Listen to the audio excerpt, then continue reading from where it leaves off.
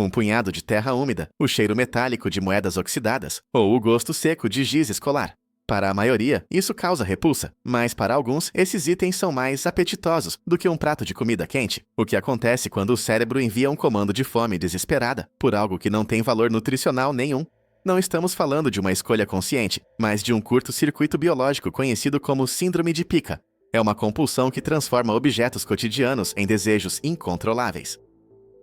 Se Monsieur Mangetout usava o metal como espetáculo, milhares de pessoas ao redor do mundo vivem presas a dietas invisíveis e perigosas que corroem seus corpos por dentro, sem que ninguém perceba. E é aí que a coisa fica estranha. Em certas culturas, comer terra não é apenas uma doença, é uma tradição aceita, mas as consequências médicas são um pesadelo de parasitas e obstruções. Só que existe um limite onde o desejo atravessa a fronteira do bizarro e entra no território do puro horror. Imagine abrir o estômago de um paciente e encontrar não apenas restos de comida, mas quilos de cabelo humano ou centenas de pregos enferrujados, o que leva o organismo a ignorar o instinto de sobrevivência em troca de uma satisfação momentânea e fatal. Mas não para por aí. Existe um caso específico, ocorrido em uma pequena vila, onde o apetite por algo não comestível levou a uma descoberta que mudou a forma como entendemos a mente humana. O que um cirurgião espera encontrar ao abrir um abdômen inchado é um tumor ou um órgão inflamado. Mas em 2002, uma equipe médica ficou paralisada ao remover mais de 5 quilos de metal do estômago de um paciente. Eram colheres, chaves, correntes e até miniaturas de carros. O corpo humano não foi feito para ser um depósito de ferragens, e cada um daqueles objetos estava lentamente intoxicando o sangue do homem. Só que tem um detalhe ainda mais perturbador. Existe uma variante dessa compulsão chamada tricofagia. O paciente não come metal ou terra, ele consome o próprio cabelo. O problema é que o cabelo humano é indestrutível para o ácido gástrico.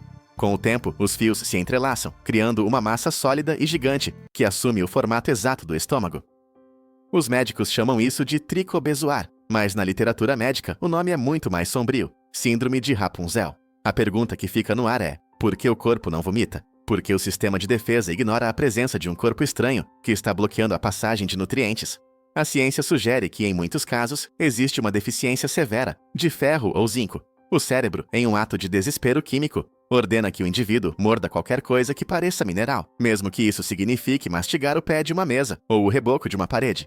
E foi aí que os pesquisadores encontraram o ponto de ruptura. Em alguns pacientes, a compulsão não para no que é sólido.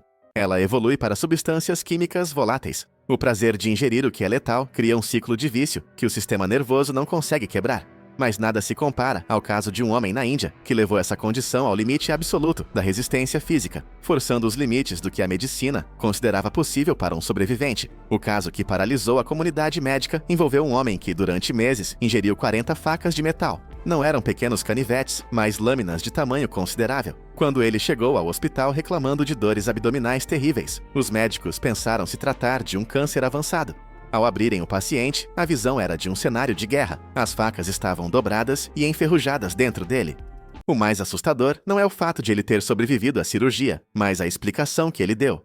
Ele simplesmente sentia um gosto irresistível por metal. O corpo humano, em um estado de pane química, pode transformar o instinto de preservação em um instinto de autodestruição. O cérebro ignora o sinal de dor e foca apenas na satisfação daquela necessidade bizarra, agindo como um parasita do próprio hospedeiro.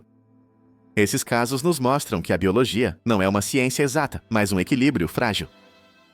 De Monsieur Mangetout, que transformou o metal em carreira, aos pacientes anônimos que transformam o próprio corpo em um depósito de objetos letais, a linha entre a curiosidade e a tragédia é quase invisível. No fim, somos todos escravos das mensagens químicas que o nosso cérebro decide nos enviar. O estômago pode ser um tanque blindado, mas a mente ainda é o terreno mais perigoso que conhecemos. E se você acha que encontrar facas dentro de uma pessoa é o limite do que o corpo pode esconder, você ainda não viu o que acontece quando o organismo decide criar algo do zero dentro de nós. Existem formações biológicas que crescem silenciosamente, com dentes, cabelos e até olhos, sem que você saiba que elas estão lá.